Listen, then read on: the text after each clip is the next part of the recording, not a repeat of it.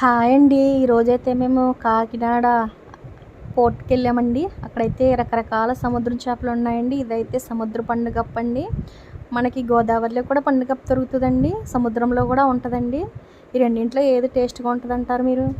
కామెంట్లో తెలిస్తే కామెంట్ చేయండి ఫ్రెండ్స్. అక్కడైతే ఇంకా చాలా రకాలు ఉన్నాయండి.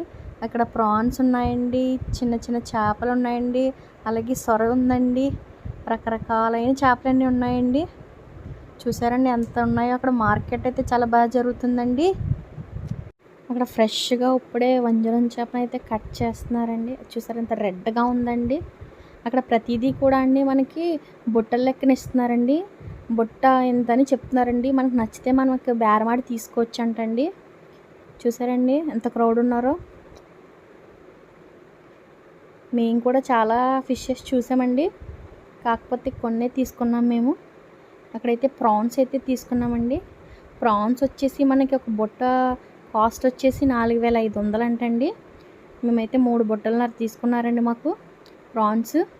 అక్కడే మనకి క్లీన్ చేసి కూడా ఇస్తారంటండి.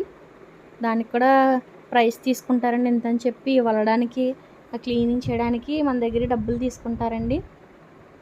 మీరు ఎప్పుడైనా కాకినాడ ఇలాగా పోర్ట్కి వెళ్తే అక్కడ ప్రాన్స్ కట్ట మనకి చాలా రీజనబుల్ రేట్కే దొరుకుతాయండి. బయట మార్కెట్లో కన్నా డైరెక్ట్ అక్కడికి వెళ్ళి కొనుక్కోవడం వల్ల మనకి రేట్ కూడా తక్కువ పడుతుందండి.